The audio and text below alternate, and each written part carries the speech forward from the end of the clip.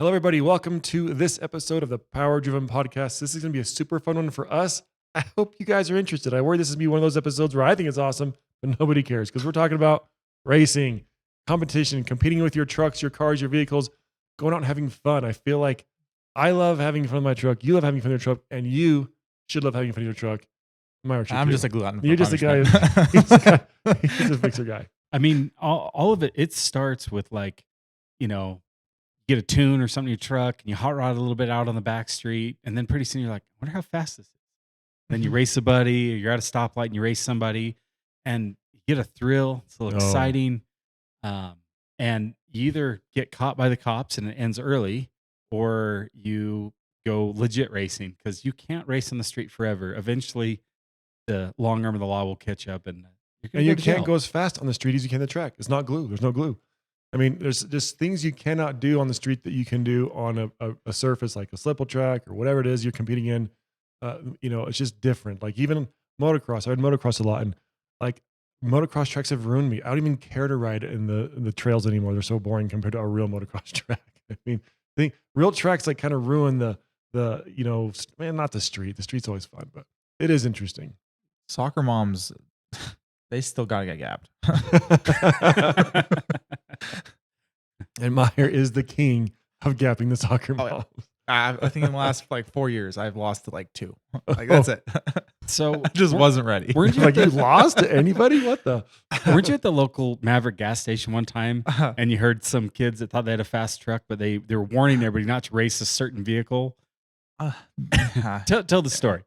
No, it's similar to that. They're combining two stories. One was I was at a gas station and some random guy in some random third gen was like, dude, we should line them up again sometime. And I was like, we've never raced. I was like, I don't know you. I was like, I don't know what you're thinking, but sure, we can. Yeah, good luck. I wish you nothing but the best.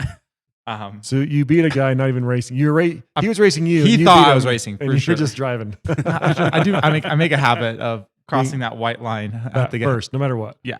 Always first. Always. Good habits. So racing is competition is addictive, and fair warning, if you start getting into this, it will ruin you because there's nothing else in life that's remotely as exhilarating, fun, exciting, worth thinking about. I mean, I haven't found anything. I mean, no matter what I'm doing, I'm like, it'd be more fun if I was racing right now. I haven't tried drugs before, and I don't intend to because racing's a pretty dang good drug. Yeah. It's a lot more expensive. So allegedly. So I've heard. So I mean, it's fun to race. I mean, how did you get started, Todd? What was the first time you raced? The first time I raced was in my very first truck. It was known to us as Rocky, but then Frankenstein. It's been so long since anybody's seen it, they've probably forgotten about it. But this is my original quad cab Holy Grail Dodge second gen truck, and a lot of people think that is Frankenstein, is the Godfather, which is the Godfather. Different trucks. Two different trucks. So they're both green. They're both second gen 98s. The difference is that your the Godfather is a short bed, and Correct. Your Frankenstein is a long bed. The Godfather is actually a Gasser 1500 I converted, but details. There's not much difference there. The frames are pretty much identical. Anyway, so yeah. I had gotten this truck and I was reading the forums and I was very excited about performance. I loved power. At this time, I had a Suzuki Hayabusa, which I never raced, but it was pretty fast. But we live at elevation here, and at 6,000 feet, that naturally aspirated motor really had left something lacking. At least I thought till I rode my buddy's 600. Then I'm like, why would you even bother? This thing is so slow. So that was pretty good there. But I wanted to get into, I was having kids at the time. You can't take kids on your Hayabusa. So I was looking for a truck and I wanted a 12 valve, and I had just done some simple mods. I had some fuel injectors. They were the DDP stage 4s. I had like a 12 mil 215 pump, nothing special there, just a fuel plate and your standard stuff. I mean, this is a 5-speed. So you're trying to race your 5-speed. The first thing I did is I went to watch a race and it had a dyno there. So I did a dyno event. My very first thing was competing on the dyno for a dyno class. Mine was I don't remember the class at the time, but I had a S300 on it. So small turbo, small single probably. And I did 530 horsepower, nothing special, but I was pretty happy with that number. And then I just proceeded to watch other people race. And I'm like, dude, that is so much cooler than what I'm doing here in the stands watching them race. And I just really wanted to race. And I remember just watching and being just amazed because I mean, I was pretty new at the time. And there's some guy there who had like a sled pull truck with these monster turbos and he wasn't lit till half track. I'm like, look at this turd. And all of a sudden turbos come alive. That thing was a rocket. I'm like, oh my gosh, that is so fast. Look at this big old heavy sled pull truck, just faster than anything I've ever seen. And like, I got to try this. So they had another event. And this time my wife wasn't particularly supportive of me racing. Oh, really? Why not? Because she's logical. Well, yeah, my truck was pretty nice and it worked, so those were pretty good reasons for her to not be thrilled about it. But I'm like, dude, I got to try. I got to do it. So I signed up to race at the next event that I went to. And I started in the bracket class, which is like the lowest level class. Like it's the entry level class. It's the biggest class. It has the most competitors. There's more people in that because it's your true street truck. Just bring it off the street and race it type class. And it was super fun. Now, how do they make a bracket class fair? So if I have a more modified stock truck and you have a very stock truck, how do you even make that a close race in bracket racing? Well, it's pretty ingenious, really. It's they have staggered starts. So we had 2 qualifying rounds. So I get up there and it goes green and I go as fast as I can. Let's say my truck was a 13.5 second at 101 mile an hour. Let's In say, a quarter mile. quarter mile. And so then that's a data point for me. Okay. 13.5 at 101. Now I have qualifying round 2. And the next one I went 13.6 at 99 or something, So I've got 2 slips. I went a 13.5 and a 13.6.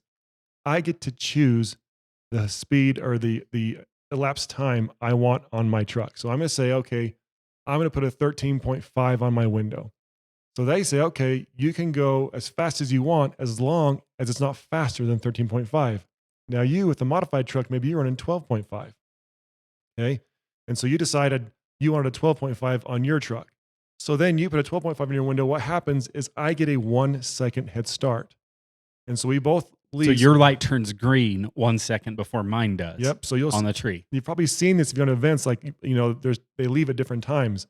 And that's so it equalizes a faster car versus a not fast car. So hopefully I can beat you or you can beat me in reaction time. Because if we both run perfect, we have a perfect reaction time and both run our dial, we'll tie at the end.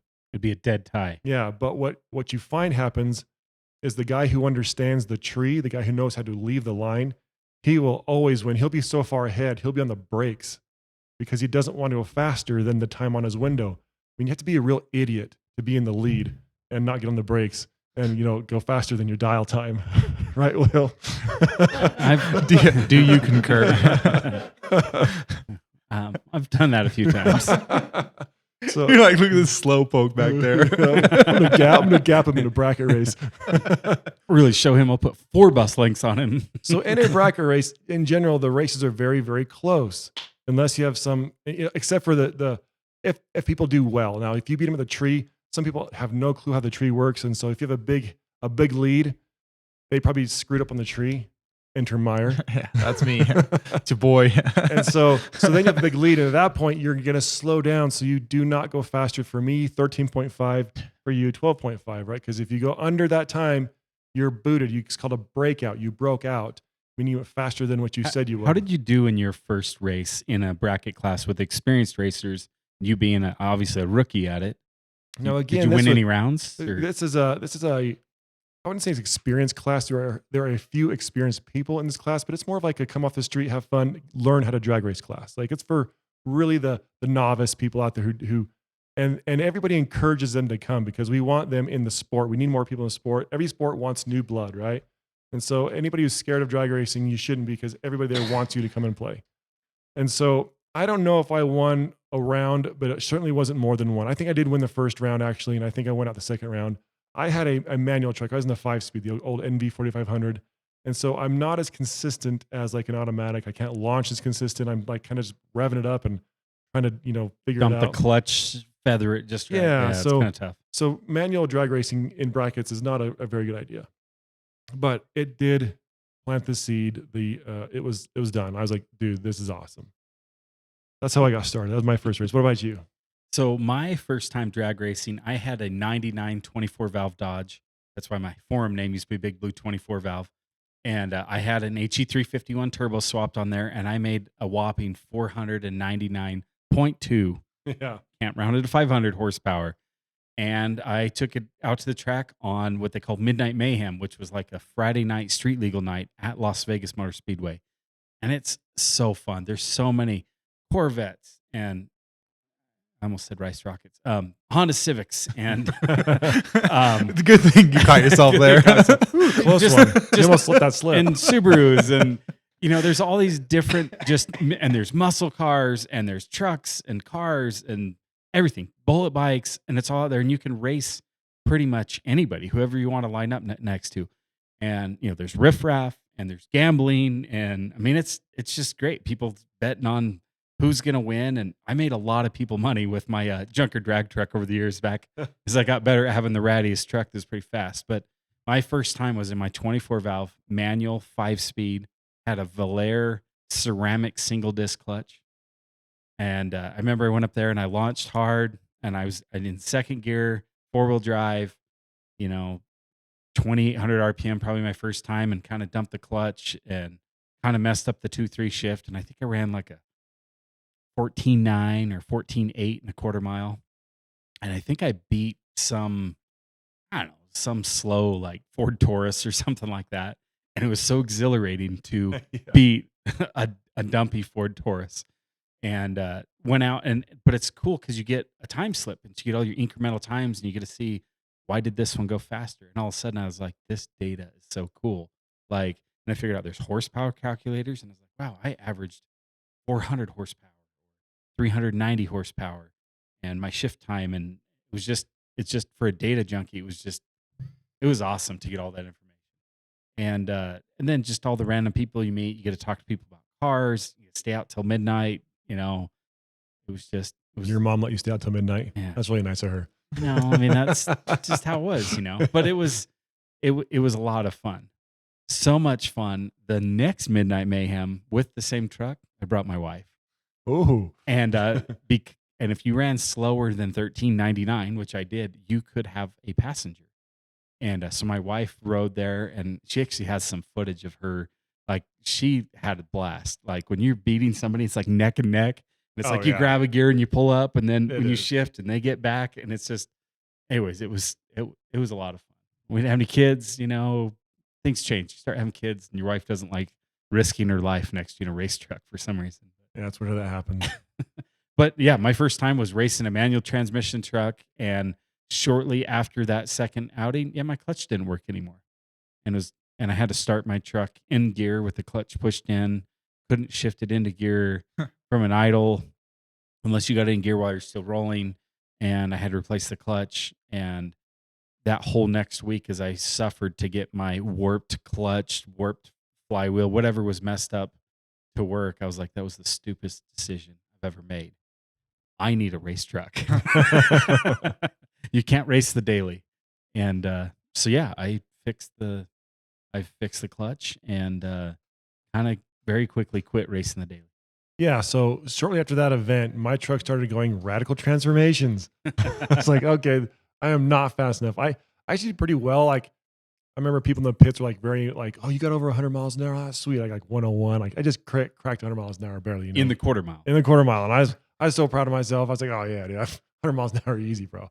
I hit 101. Yeah, like I got room to spare. I'm like, oh, cool. And yeah, after that, I started like upgrading pretty quickly. After that, I went to an Aurora 5000 turbocharger. That was from like ATS, right? Back in the day. Yeah, as a K31 back in the day. Then I automatic swapped it. I got rid of the 5-speed and put automatic transmission in it, and that was a big change. That turbo and that transmission is like, this is a whole new truck. Like, it was so much more fun. And I thought, oh, I want a 5-speed. I was wrong. Automatic was way more fun. As a power went up. I mean, I did the automatic swap because with the Aurora 5000, I also got nitrous. So I'm running nitrous and Aurora 5000 on a 5-speed. I actually did this. This sounds like a drug addict that started with some gateway drug, and they're like, big turbo nitrous transmission. Yeah, and when I started hitting the nitrous, it's like, oh my gosh, it is a drug. You're like, I want more. Give me more. I mean, I'm on the back streets, like, just in this old Cedar City, Utah, and I'm just romping on this. And then all of a sudden, I launched the compressor wheel or the turbine wheel through. The Aurora 5000s are not very tough. Okay, they're kind of known for breaking them. I broke one, So I totally roached that Aurora on the 5 street. You on the weren't street. even. I You was weren't like, oh, even man. at track. I'd have Jenny come and flat tell me home. It was great. And so that was awesome. And then I upgraded to the GT 4202. That was a much better turbo than the Aurora 5000. Way more robust. Only way I hurt that was when I melted it with nitrous. But other than that, it was good. So then I did the swap with the automatic. So you went the route of upgrading that was your daily, right? That was your only truck. You didn't have another no vehicle for transportation. Other Oh, than I'm borrowing sure your I had wife's something else I cars. could drive, but that was what I drove every day. Like, Yeah. I was breaking it left and right. It's great. It's my wife's, she's not like, she's like, yeah, you're going to break it. Yeah, you're going to break it. I've broken so much crap. She's like, she has no faith in me. It's all right. But so I broke it and then I put the automatic in it. But I did get a full season, actually. I went to the NHRDA full season with that 5-speed. I raced in Boise. I raced in Salt Lake. I may have only went, actually, full season's wrong. I went to a couple races that first season with the 5-speed and the Aurora 5000. That's what I was like kind of racing at first. Then you went to the World Finals in that was Kansas, the next didn't year. you? That was the next year. Oh. So then over the winter, I did the automatic swap and the turbo swap and got the nitrous all figured out. And the truck that started out running like a 13.5 at 101 miles an hour ended up, by the time that the next year, I was running 11 O's in Super Street, which wasn't particularly fast for Super Street, but it was decent. It was decent, mid-pack in that time. And so I went to a bunch of races in that first. Now the Super Street class, to give people a context, that was a stock suspension class. Yep. So you couldn't do a back half or 4-link or anything. And so everybody wanted a 4-wheel drive so that you could have traction. Yeah. And it had a 6,000 pound weight minimum. Not maximum, minimum. You could not you could not lighten it up less than. So think about this. Normal race cars, if you're over 3,000, I mean, maybe 3,500 on the high side, you're just crazy. If you're, high levels, over 3,000, you're nuts. Regular street muscle car, whatever, 3,500 is kind of it.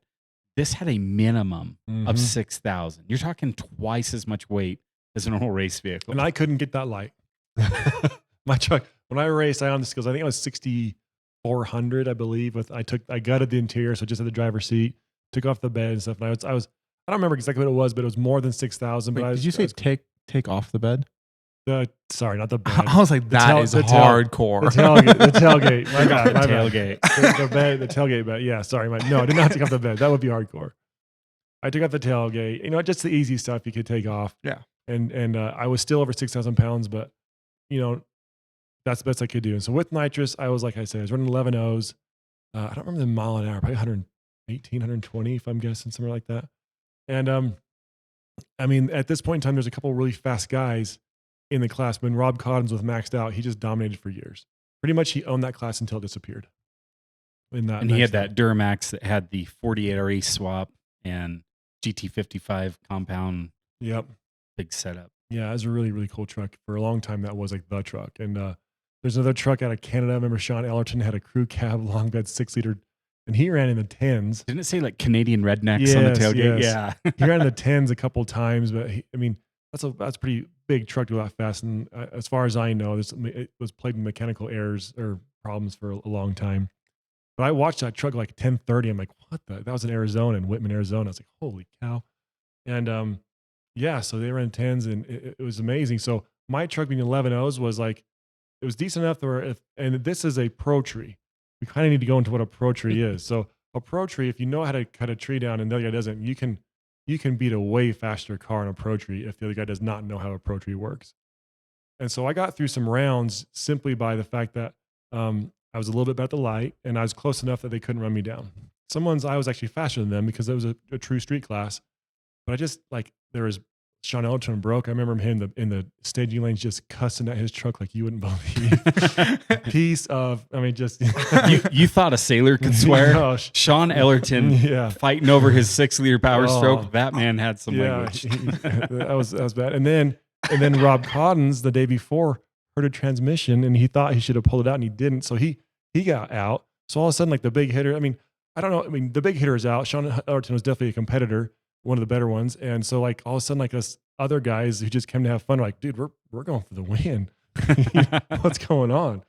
And so I did get to the semifinals at the World Finals, which I had no prayer of doing that with this truck. And I'm on Michelin tires, okay? full on stock rims. Like these are the steel rims I'm running from the second gens. I got Michelin mud and snows on there. And that's what I'm drag racing with. I'm in the semifinals at the World Finals with, against 9-second trucks, a couple of them. And it was a cold day, and my nitrous was cold, and I couldn't long story short, I kind of ran out of nitrous, and I ran like 11.3. And if I had nitrous, I would have made it to the finals because the other guy was a little bit slower, and I had him on the tree. I couldn't run as fast as I had been. But that's racing, The other guy's hit a 6.4 power stroke who beat me. And I ended up in third place overall, I think, in the world's first NHRDA World Finals in Topeka, Kansas. That was quite the season there. And they never went back to Topeka. I'm like, They didn't. did you guys ruin the track? I mean, why didn't they go back there? Because he was trying to do the East versus West thing at that point in time, and NHRDA was, so you had like West Coast and Eastern races. They had a way big schedule back then. So many races. And now there's just very few, and it's all Western United States. And they have the ODSS circuit back east. So I don't know, at that time, the ODSS didn't really exist, I don't think. Mm-mm. And so they just had this, that was the middle of the country. So you have the East versus West shootout was kind of the thought process of that. And I don't know why the next year that didn't happen again. But yeah, they've never been back to Kansas to my knowledge. So yeah, I got third place, World Finals. I'm pretty sure it's third place. But you basically went from a street class, we're talking entry-level sportsman class, they call it bracket, to go as fast as you can with the restriction of 6,000 pounds in stock suspension. A heads-up class, which means you both leave at the same time, fastest guy wins. And, but that was like the most competitive class. Oh, it was awesome. That's probably where the most money was being spent on trucks as well. You getting 6,000-pound trucks running nines. There was a lot of carnage. Lots and lots of damage. And so my journey was a little different because after I destroyed my clutch, I was like, I cannot race my daily driver. I need an automatic. I looked at my automatic swapping and I'm like, it'll be cheaper to sell this truck and buy a truck with an automatic. But I was like, I also recognize that I need something different than my daily.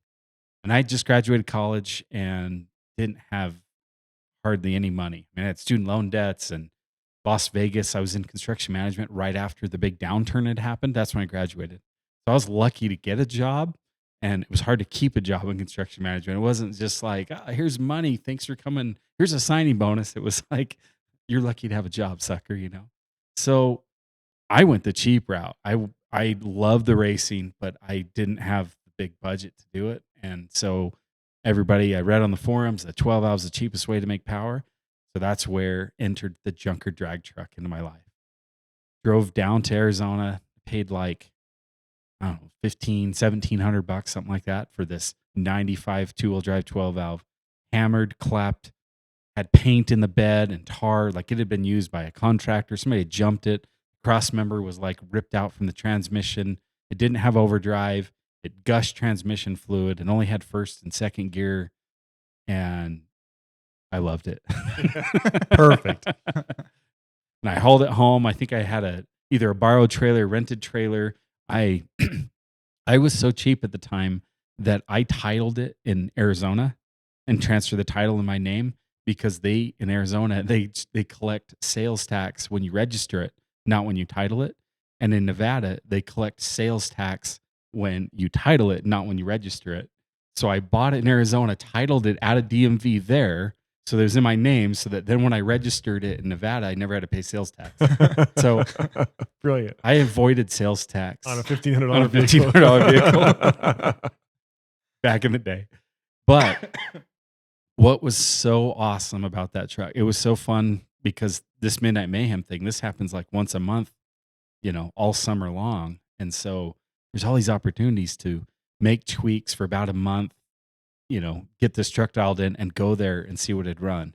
But the best thing about Midnight Mayhem, because you have this variety of cars you're running against. I remember one time when I had it running like mid-13s, I lined up next to this Corvette. And at that time, the C6 Corvette had just come out. This would be like, 05, 06 type. And there was a guy there that was a very famous local racer. He had many race cars. And he came to Midnight Mayhem just for fun because he loved racing. And I lined up next to him. And he, great on the tree, pulled me off the line. And I drove right around him, around the 60-foot mark. Pulled him to the end of the track, beat him. And at the time, my truck was running 13s, but it had enough mile per hour to run 12s. I was very traction limited. So I way out horsepowered him. And he pulls up next to me and he's like, I have never had a vehicle on the street pull me right in the meat of first gear in my Corvette like that. He's like, what have you done to this truck? And dude, your ego just explodes. You're like, I'm so smart. I'm so awesome. But it's so exhilarating when you're passing that. What was done at the time? Like turbos, fuel, whatever. So at the time, that is embarrassing. So I couldn't afford injectors. So I bought used 215 injectors off eBay for $60. So I had 215 injectors in there. This was a 160 horsepower truck. This is a 95. So I had 215 injectors in there. And I'm trying to think what I had done on the turbo. I might have still been on the stock turbo at that point. Maybe I'd put maybe like a 60 millimeter. I think I'd build like back then they called it a Dodge Zilla turbo. It was a 60 millimeter compressor wheel and cover. I think you could buy the kit for like $125 or something back then. And I put the turbo together myself. I built the transmission myself because I didn't know what, to do. eBay torque converter. I think the torque converter was like $250 or something. I mean, we're talking junk. The truck guaranteed had less than $2,500 into it, including the purchase price at that point. We're running 13s. I think I had delivery valves too. I think I did put some delivery valves in there. Anyway, and then timing, retorqued the head bolts. I don't know if I'd made my tractor links yet, but maybe my Harbor Freight knockoff Caltrags had a tractor links. But anyways, I'm running 13s with essentially no money in the truck and having a blast and street driving it there because it's street legal.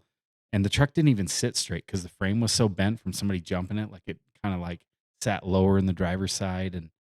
But it was so fun. Well, then fast forward about 6 months and NHRDA is going to have an event in Whitman, Arizona. Yeah. And I go down there with the junker. And at that time I was like, man, I need more power. And I built compound turbos at that point. And I go down there.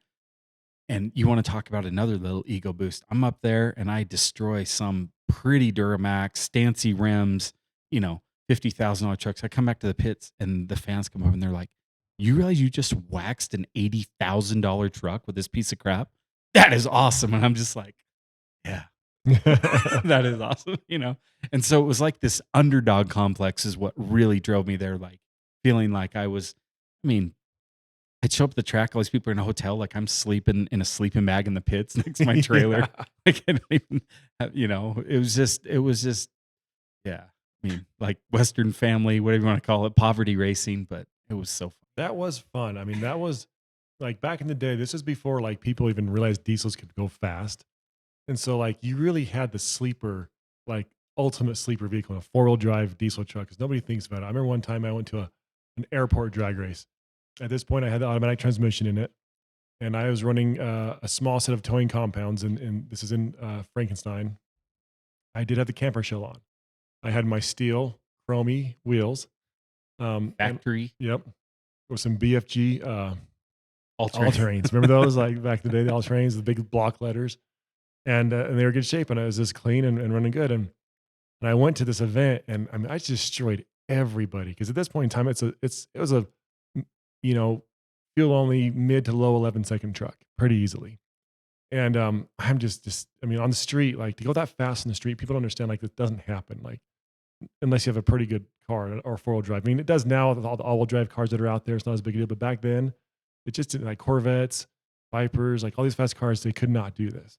And there's a guy there who had this like Lingenfelter Corvette at this event. And it was everybody, like huge crowds around this car because of the supercharger on it, and it was going to be awesome. And their 700 horse kit or whatever. Yeah. And so I lined up next to him. I mean, I got next to this. I actually made it happen. We're in the pits. I'm like, hey man, let's, I'm kind of, you go ahead of me so I could line up next to the Corvette because I knew everybody thought this was a hot car.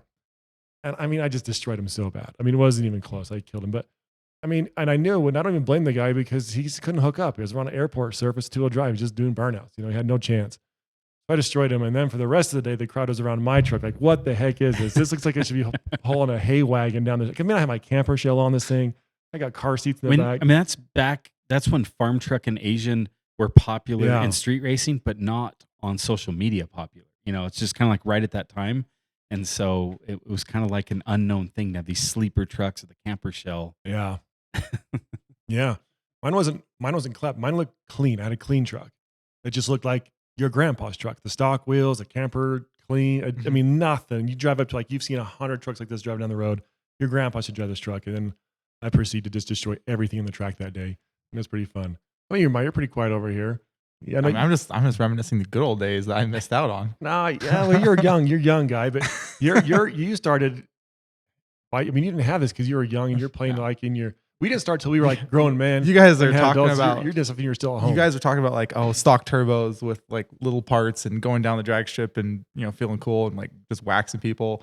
And I'm my first time on a airport drag strip was with the shorty, and that was when it was making about 1100. And that was frustrating because it was a terrible surface. It was fast, but I knew it was so much faster. It should have been so much faster than everything else there, or most of it there. But I was winning, probably a little over half the races, and I'm this is stupid. I could back half Yes, I could back half these people. Everybody, everyone. And that was the point where I was okay, I need a legitimate race truck, and I need it to be 4-wheel drive, and that way I could go to those type races and stuff. That's when I decided to make my actual race truck, which is Scrat. It's basically the 4-wheel drive version of the shorty. That's ultimately how it turned out. So what is it? It's a what year? So it's Dodge? a 96. That's all Pop's source. I think it was a 96. 96. I think you're right. So it's a 96. Yeah, I didn't have an RH. 96 regular cab, long bed, just second gen Dodge. It's got a 6.7 common rail in it, 4-wheel drive. But it started as a regular 12-valve Cummins truck that somebody would build. And so we built it for you, actually. The company owned it. You owned it, and then we built it for you. Had it made 1,000-ish horsepower. You were too scared to drive it, and I was dude, I'll drive it. I don't care. So Will owned it, had the title. I took it down the drag strip, and it was kind of pathetically slow, in my opinion. I was dude, I went down the track, and I was my shorty back half's better than this stupid thing. So that thing actually ran faster, but when looking at mile an hour, the shorty was back halving better just because of the setup, and that we had some prototype parts in that truck that didn't run as good as it could. And so then anyway, I took ownership of it, put a common rail in it. And then I went to the drag strip, and it kind of sucks because I entered in a pretty high-ish level, one I had no business being in. And so first couple times of the drag strip was just working through kinks of just me forgetting to hit lockup, forgetting to put in 4-wheel drive. You just have so much stuff going on. It's just and everything's happening so fast that you just don't have miss doing things, whatever it is. But first time I actually had a decent successful pass in that thing, or a drag strip event in that thing, was when you and I went to Arizona last year. And Will loves talking a big game. He also enjoys playing mind games with me. He's oh, if I line up to you, do you want me to let you in? I was no, of course not. He's do you want me to play, you want me to fair game this, or do you want me to play mind games with you, whatever? And in my back of my brain, I'm he's got 12 valve. I don't care what you do. But anyway, so he had me all psyched out. And then to throw me off, my wife normally helps strap me in, go through the checklist, whatever else. Well, he stole her to help him set up a camera. So I'm over there doing it myself. I'm I thought I was gonna go after him. Turns out we're lining up. I'm oh boy, of course this is how it goes down. And Will Terry's gonna gap me, and and then it's just I'm never gonna hear the end of this. But I find I had gone down track a couple times earlier that day. One I forgot lockup. One I forgot. I think I made a tune change that was not successful. But anyway, we lined up next to each other. I was okay, I'm not paying attention to old Terry. Who knows what mind games he's playing. I'm just going to look at the light. And so I waited for it to turn green.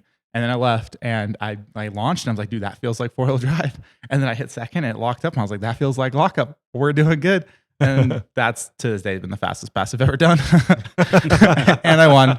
And that, that made it all worth it. That was a 5, right? Yeah, 590 something. Yeah, 8th. That's 9-second quarter mile. Yeah. Oh yeah, his first day. The Myer definitely lived a different life than we did. Yeah, you guys are talking about your Dodgezillas and your 5 speeds, and I'm that must have been really nice. I mean, I used to save my time slips just to keep track of them as a collection. At one point, I had over 200 time slips, and I'm I don't need these anymore, and I got rid of them. But I'm how many time slips do you think you've gathered in your whole life? 10? My whole 15, probably around there. Yeah. Because I've gone down the track 3 or 4 times per time I've gone to events, and I think I've gone to 4 events. I remember one time I went to a midnight Mayhem, And as the night gets later, people quit going. Like they go home early, but if the track's scheduled to stay open until 12:30, they do. And I can hot lap, I go right from racing right back to the starting line. Or one time I left with 12 time slips. I mean, oh my gosh. where else can you get 12 runs in? Yeah. And the problem is, like, for you guys, when you started, like, you were doing what you, like, I'm not saying you were pushing the limits, but you were. I mean, trying new things, doing whatever. Problem is, I work here now. Like, I'm very capable of making 500, 600, 800 horse. Yeah, you got a little bit if of a I had heads gone up. down the track with that, I'd been like, oh, this is just another day on the on-ramp, you know? Oh yeah, you hop in my first truck. That was thrilling to me. That first 13-second pass was thrilling. Yeah. A 3 to 4 shift. I'm like, oh, I feel that torque, man. And that's the fun. Like, I feel like, I mean, See, you've missed, like, I mean, I think Oh, about I know. Cletus McFarland. These guys get all excited. We finally got 10s and we're at 10-0. Got 9s. Like, you kind of like skipped the whole goal. Like, when I first got my first 14, I was like, I mean, the Junker's first pass was a 19-second pass. 19 seconds. I got the trans fixed and made it so that everything was just stock 19-second quarter mile. Yeah. And then I did a couple mods, fuel plate or something. And I think it ran 17s. I finally had it running like high 15s very quickly, but still, I went from 19 to 15 quickly, but 14s didn't come that fast. It took a little bit of messing around, and then 13s, and then it took a long time to get 12s. Yeah. And you just walked into it. And you started at 9. I mean, That's the technology's advanced. He has the advantage of 15 years of technology. And leaning off other people's experiences and whatever else. Like, yeah, for sure. The reality is like everybody thinks you have to have this incredibly fast truck to have fun, and you don't. It's all been fun. All of it has been fun. The process is always fun. Yeah. Now, I will say for sure the most fun I've ever had, period, was when I ran that 590, because it was just the sweetest. I got the 5 I wanted, because I hit that year knowing I want to run a 5. Like, I need to run a 5. And I knew the truck was 100% capable of it. I just kept messing it up. So the fact that I did that was awesome. The fact that I was lined up next to you. Were you the first in our shop to do a 5? I mean, I wasn't going to bring that up, but yeah. So first run a 5, beat your boss, beat the big crap talker that thinks he's good at drag racing. Yeah. I mean, ultimately, yes. It was a high point success in my career. On every level. I will never be that good again. Doesn't matter how fast you go in your life. That's going to be the one you remember. Oh yeah. Yeah. For sure. But I will say, like, that was like the funnest, like the highest high I've had. But I would say the funnest drag race I've ever been to was the one I went to with my dad's truck. Oh yeah. we have a local, like, airport drags, whatever, and you wanted to go. And then you guys were both going, and then you needed me to tow a truck out there. So I used my dad's truck, towed a truck out there, and I was like, I just fixed the trans. Like, I'll beat on it to see how it does. Make sure it's healthy before I give it back to him. And this is, for those who don't know, this is like, it's like a 800 horsepower-ish 12 valve I built for my dad. Dually. Oh, 4-wheel drive dually. Extended cab, long bed, 98 dually. Like, thing weighs who knows how much. He brought to me was bone stock, and I kind of talked him into doing a lot of dumb things, but it's a sweet rig now. But anyway, that's what I took. I towed a truck there, and then we disconnected the trailer and just started going down the drag strip. And the only person that beat me at that whole event was Todd's daughter, which was a little humiliating. But I mean, it was so much fun, just like lining up, like just trying to find people to line up against. Did you let her win, or she legit just beat you because you were sucked? I'm gonna say, or was for she my that own good? sake, It had to be a light. I let her win. It had to be on the light because. So it was the first race I did, and I didn't realize how slow it was actually going to come up. And then the second time I did something stupid or whatever. I don't remember what it was. Regardless, I just did not leave as hard as it needed to be. And I probably would have done that the first race against whoever I raced, and it just so happened to be Todd's daughter. Yeah. But I mean, either way, like after that, like kind of figured out how to launch the thing. Kind of was playing around with launching harder and harder. And I was just going around to everyone in the parking lot, just like, hey, do you want to, like, anyone that looked fast? I was like, you want to race? You want to race? Like, every single, there was a Ford Raptor, like the supercharged that had like the 700 horsepower stickers on the side. And I was like, hey, like, let's, you think you want to Raptor R, you want to race your pinks? Yeah. Or he said, no, this is my dad's truck. Yeah, pretty much exactly what he said. Yeah. But I was like, you want to line it against the dually? I mean, like, nothing else will be fun. And he's like, sure. And just gapped him.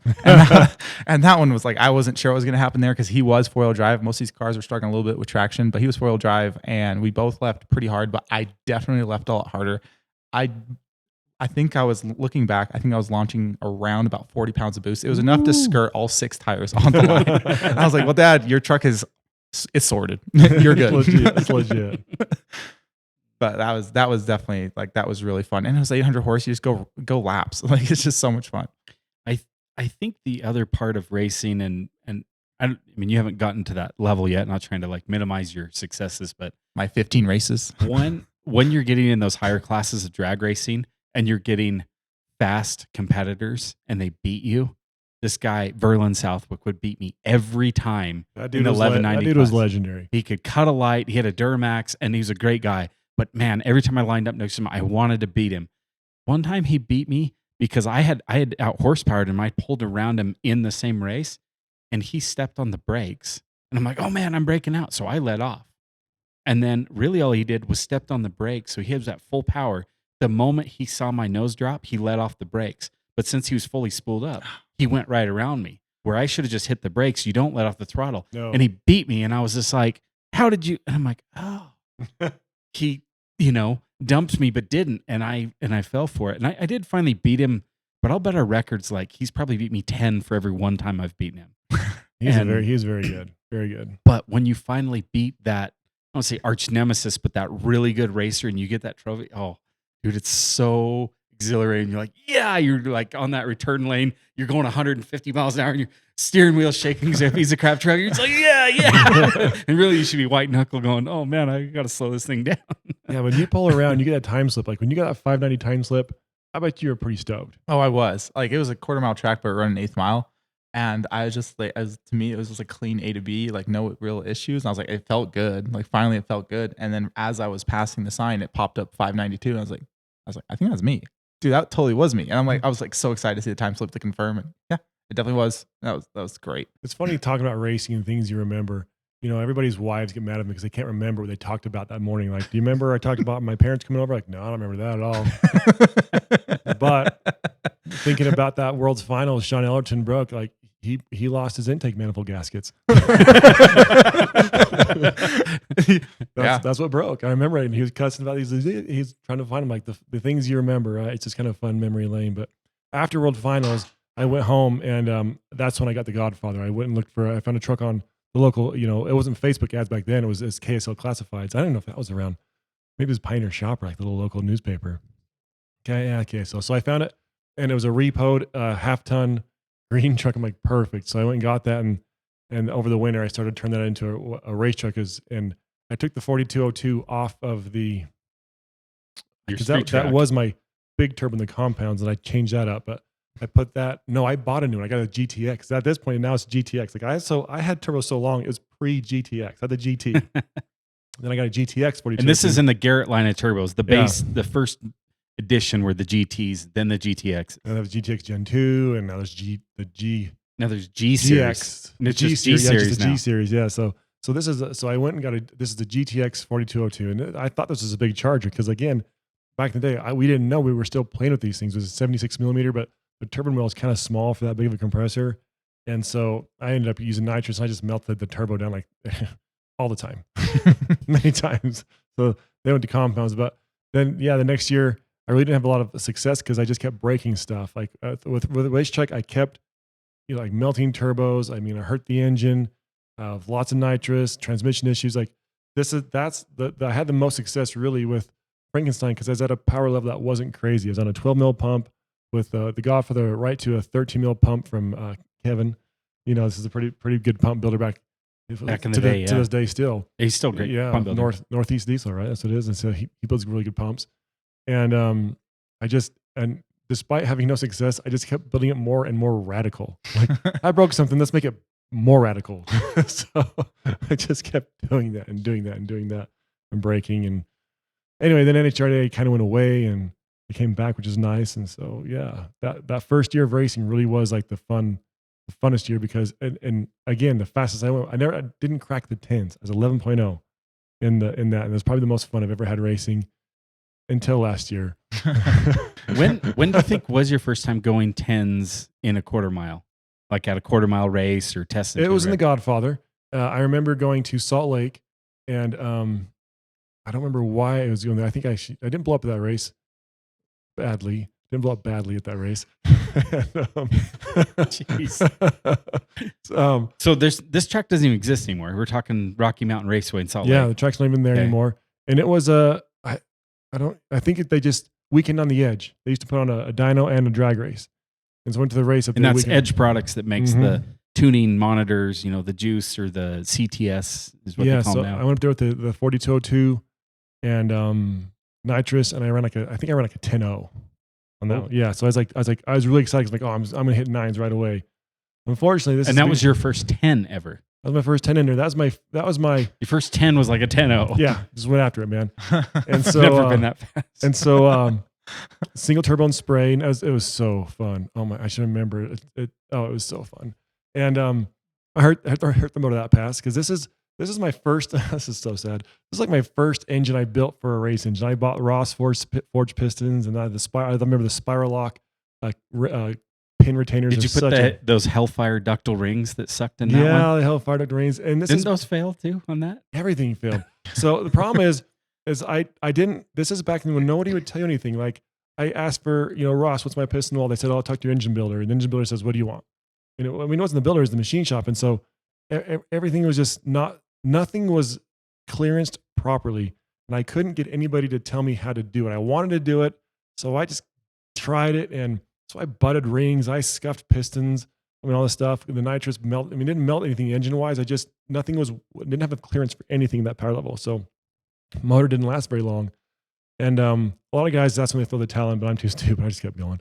But yeah, so that's kind of like was one of the experiences that led me like, dude, this sucks. And this happens to a lot of people. And it's kind of one of the reasons, like one of the many reasons I started power driven diesel. That didn't lead me there, but that was one of the experiences I had. Like, I don't want this to happen to everybody. And so, but yeah, everything was too tight. Even the turbos you had though. Too small. Going through 4 different turbos to finally get to the right. It's just like, it's not economically efficient for somebody if they wanted to race, if they had to start with a Silver Bullet and a 63 and then a Aurora that blew up. And it's hard because back then you don't know. You're reading the internet post, that 66 millimeter turbo, that 66 Silver Bullet, that's the one. Like, that's going to be awesome. And it was fine, but it wasn't like spectacular for what I had in my mind like this amazing stuff. And then you just need more, but it was super fun with that 10-0. And then, like I said, I just built everything more and more radical. We got better. We learned our lessons, and we've learned a lot more since. Obviously, having power driven diesel has really been good for us, and especially for you because you got the advantage of all those lessons. Yeah, it was a lot cheaper for me to go fast. Yeah. There's a dyno for you to dial stuff in. We didn't have a dyno. For us, it was a back road, and okay. Yeah, and so that's how it happened. But still, looking back, it was super fun. Like my wife actually was very supportive. She'd come with me for a couple of races. And she had kids in tow, and she came along, and it was super fun. And I remember the first time I gave my daughter soda or pop for every road. It was root beer at a Pizza Hut on the way back from Pueblo, Colorado. We stopped, got us some pizza, and I let her have. And you were racing at the track. Yeah, my daughter's like 2, just walking. I gave her a little bit of root beer, man. She just flipped the switch. She was all over. She was so energetic. It was the funniest thing I ever saw in my life. She's just jabbering to everybody she could. My daughter's reserved, and she just turned to this another person like, whoa, beware the soda. This is like root beer, non-caffeinated, nothing. But this is a race memory. The race memory. The first time my daughter had sodas after a race. That's just funny. You look back now. Like I said, I can't remember what I'm supposed to do tonight, but I know it happened 10 years ago in Pueblo, Colorado, at the Pizza Hut. So, yeah, it's just kind of funny how it all works out. But yeah, so Myer is definitely kind of had the advantage of like a lot of knowledge that luckily, and of course we forgive, and we have the advantage of him figuring crap out that we haven't figured out. Honestly, I don't feel cheated. One other reason I would say you could say more successful as far as going faster. A lot of races are won at the shop. Yeah. Before they're not really. A good driver helps, but at the end of the day, like the vehicle's got to survive, and if you don't have your vehicle ready for racing at these higher levels, you're never going to be successful. Myer puts in the effort and the work to make his truck right, to figure it out. And that's one of the big reasons. So I always thought I was traction limited. That's why I could only go, low 10s or whatever. So I built a 4-wheel drive. I've been struggling with that thing for 3 years. It has lots of traction in the starting line, but gosh, the dang thing just breaks blocks. It's just, it's not, I would say it was almost more fun when I had, low 12, high 11-second vehicle that never broke, that you could do anything to. It didn't have enough power to hurt itself as long as you had a good transmission. And as you get higher level, it's fun because you want to keep pushing yourself and go faster. The competition's better, so it's more of a challenge. But I would say the reliability, it really, like making a Cummins reliable to 1,000 horsepower is pretty easy. Factory parts dang near will do it. Mhm. Making a Cummins reliable at 1,500 horsepower, whole It's a different whole world. into game, yeah, for sure. I mean, Yeah. And I'm talking wheel power, not Yeah. engine dyno. I mean, looking at numbers, you're like, oh, it's only a little bit further. It's 50% further. Dude, that is a lot. That's a huge gap. Yeah. That's a huge gap. Transmissions, Oh, and everything. everything. It just gets cooling and keeping oil. You can't let, you want oil spray on the track. It's just so much different. But that's why people keep going to it, though, that drug and that wanting to continually improve. It's like hitting the perfect golf shot. If you have a good pass, like, I got to go do that again. I can do it now. I can do this now, and you go back to the next pass and you break something. Like, oh, man. But when you get that perfect pass, like it hooks up, it's fast. You're 590, my 540, you're 1399. Whatever it is. What's the first trophy you've won in racing? Oh, I've never been the big trophy guy. I've never even paid Never attention. cared about them really. No, I haven't. I know, like, it's weird to you two and other people, like they trophies, but I've never. I think my first one. I remember I got a trophy once when I beat Berlin, Southwick, and that was in Salt Lake, and I got to drive on the track like in a parade type deal, and I had my kids in the car with me. They thought it was so fun to drive on the track. I don't remember the first trophy I got, honestly. What about you? So this was again at an NHRDA race in Arizona, and I think I blew a boot off because I was running all this boost and I blew a boot off and went out, semifinals or something in racing. And so I entered my race truck in the burnout class.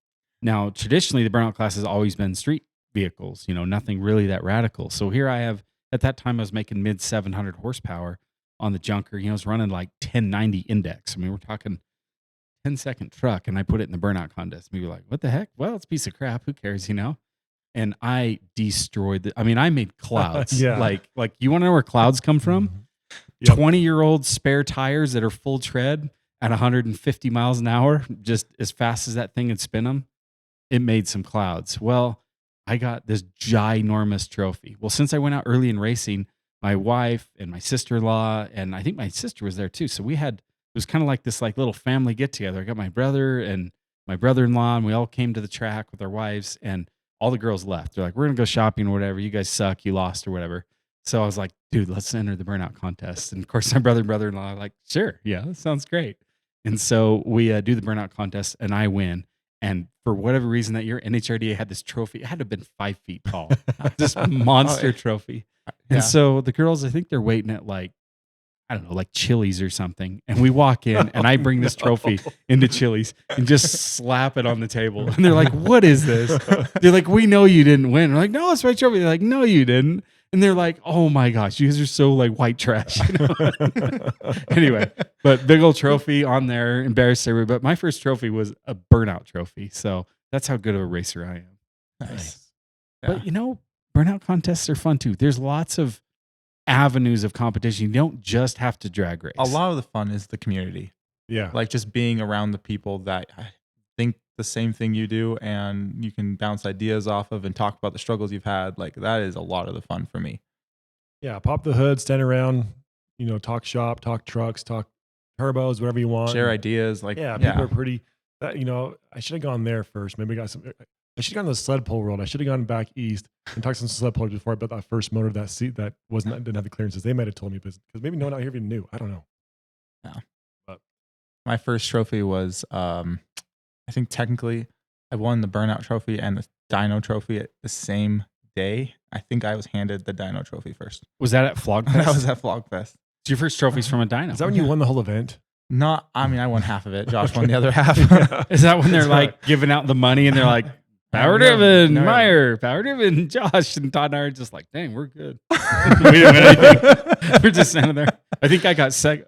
Oh wait, you won the overall with Godfather. I won the unlimited class. I think I was like second or third in the big compounds. I wasn't even in the running, Yeah. We were up against Josh, and Josh definitely won that. I think you may have been third. Yeah. I ran stock Dodge, stock turbo, small single, and then small compound. And Josh ran big compound, and Todd did unlimited, and we won every single one of those. Every class. That's an idea that sounds fun until it's actually happening, and then you're pretty embarrassed. Like, oh, geez, shouldn't have done this. You're like, I want to sweep the event, and it sounds so good on paper. Yeah. And then when it happens, you're just like all these poor people, these people that work so hard to come there, and it's just like, I mean, I don't feel know. like a I was glory hound. pretty darn greasy at the end of Yeah, that. I was Myer I was earned it. black head to Myer toe. did earn it, but Swapping turbos, and the dummy of myself, I swapped the compounds on the truck. Ever since then, I've always taken the compounds off the truck in the parking lot. I put the compounds on the truck in the parking lot. Terrible. bad idea. Compounds, you forget one little clamp or something, and terrible. Yeah.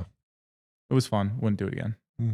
So anyway, I don't know if this podcast is helpful to anybody. Like, I don't know if you learned anything that's going to help you in your life. Basically, we had some fun talking about it. I just think You need a people drag need race. to get out and compete in something. It adds more to the sport of just hot rodding. I mean, it's fun to like go on the back street and go fast, but I mean, racing, seeing how other people, like-minded people, talking to them. Yeah. It doesn't matter if it's a dyno or a sled pull or a burnout Drag contest, race. even drag race. It's all fun. Just go out there. Mm-hmm. You'll enjoy it. You'll have fun. You'll make friends, and you'll learn. Maybe if Speaking of that, there is a race coming up in Arizona, Phoenix, Arizona. shoot, Yeah. March 8th. 7th and 8th. Yes. March 7th and 8th. We're going to be there. So if you're still listening, you should go to Phoenix. Come out and play with us. Like we're going to have a couple of trucks there. Mm-hmm. And it doesn't matter what you have a truck, there's a class for you. Come play. Like seriously. There's even a burnout contest. Yeah. In fact, we're sponsoring the burnout contest. Right. So, Myers building a burnout truck. I'm working on it. so that's going to be on Saturday on March 8th is the burnout contest and the race. Friday is more like move in, test and tune. The main event is Saturday the 8th. Yeah. So come out Saturday the 8th this is in Chandler, Arizona at Firebird Raceway. That's where they race the jet boats.